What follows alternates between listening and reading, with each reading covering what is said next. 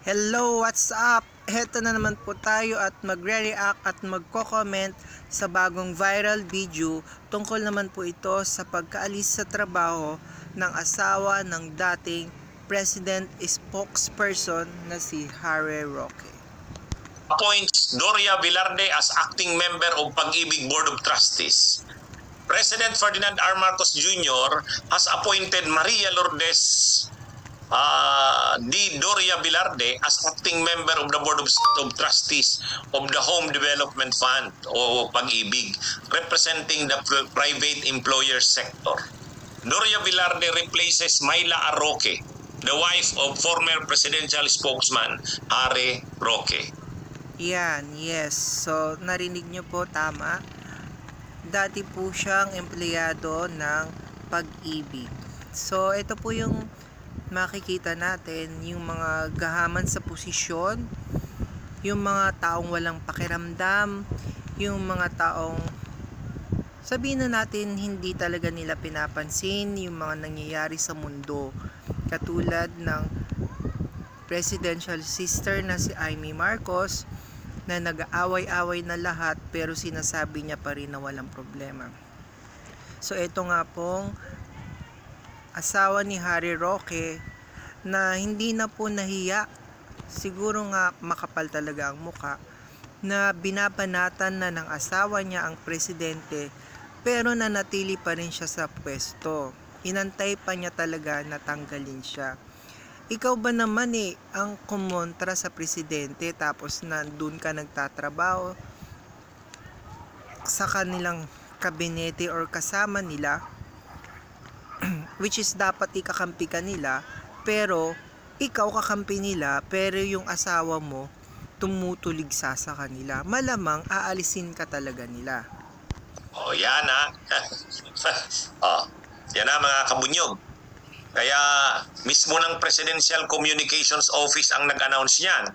Kaya ano po yan, reliable na information yan. Ano? Mga kabunyog, reliable na information yan. Tama nga naman, maglalabas tayo ng ganitong balita tapos hindi reliable ang source natin.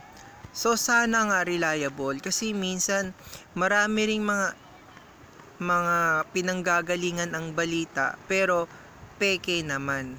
Sana ito reliable talaga to. Na ano nga, talagang tanggal na ang asawa ni Harry Roque. I-monitor nga natin sa mga susunod na araw, sino pa kaya? Oh, sabi ni Elizabeth Joy Torres, dapat lang.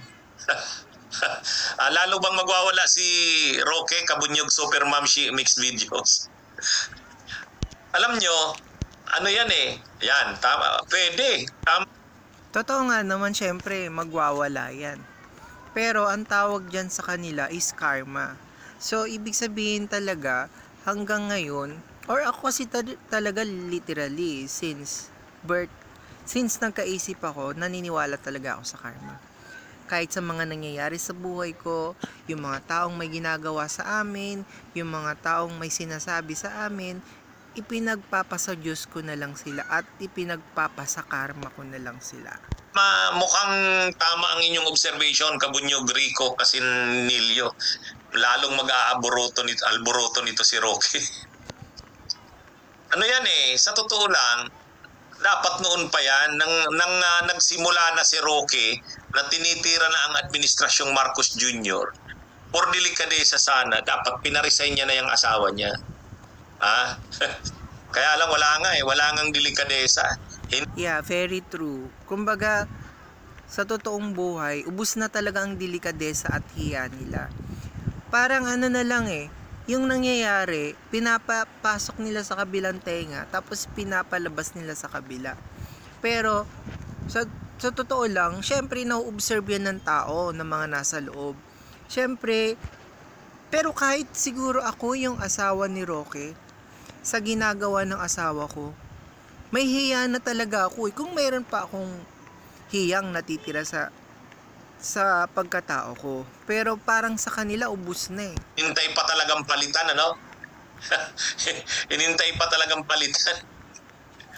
Talagang ano yan kung hindi pa alisin, kung hindi pa palitan, hindi aalis. So, yeah, mga kapit ko sa posisyon.